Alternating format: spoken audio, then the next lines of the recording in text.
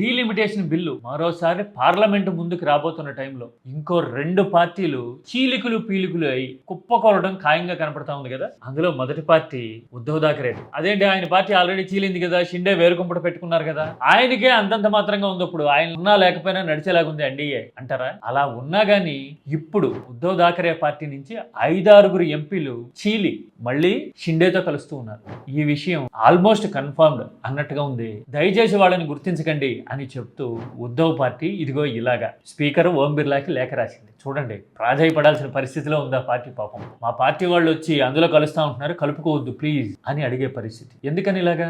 ఎందుకంటే విపక్ష బలాన్ని చిన్నాభిన్నం చేసేయాలి మళ్ళీ డీలిమిటేషన్ బిల్లు వచ్చేసరికి అనే వ్యూహం గుమ్ముగా అమలవుతా ఉంది.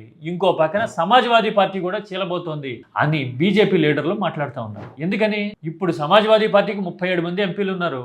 ఆ లెక్కే గనక అసెంబ్లీ ఎన్నికల్లో గెలుపుగా ట్రాన్స్ఫార్మ్ అయితే గనక సమాజ్వాదీ 180కి పైగా సీట్లు గెలిచే అవకాశం ఉంది. అంటే కాంగ్రెస్ లాంటి పార్టీలతో కలిసి అధికారంలోకి వచ్చినా రావచ్చు అన్నట్టుగా ఉంది నెంబర్ పేపర్ మీద.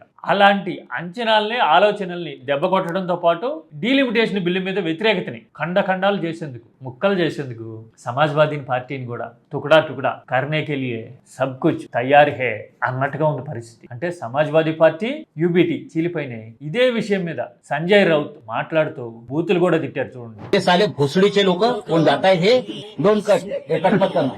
ఇలా అన్నారు, ఆ బూతుల్ని రిపోర్ట్ చేయండి ప్లీజ్, మా ఆక్రోశం తెలియాలి దేశానికి అని మీడియాకి రిక్వెస్ట్ చేశారు. పైగా ఇలాంటి ఆలోచనల మీద మహువా మొయిత్రా ఒక ట్వీట్ కూడా పెట్టారు. అదేంటి, ఎంపీలకి ఒక్కొక్కరికి 15 కోట్లు ఇచ్చి కొంటున్నారు అని సంజయ్ రౌత్ అంటున్నారు. 15 కోట్లు ఏంటి? తృణమూల్ కాంగ్రెస్ ఎంపీలకి అయితే డౌన్ పేమెంట్ 5 కోట్లు ఇచ్చారు, తర్వాత నెలకి ₹1 కోటి ఇస్తా అన్నారు. హనీకి హనీ, మనీకి మనీ అని మహువా మొయిత్రా కామెంట్ పెట్టారు. చూడండి, దేశంలో విపక్ష గుంపులో ఉన్న ప్రాంతీయ పార్టీల పరిస్థితి ఎలా తయారైందో.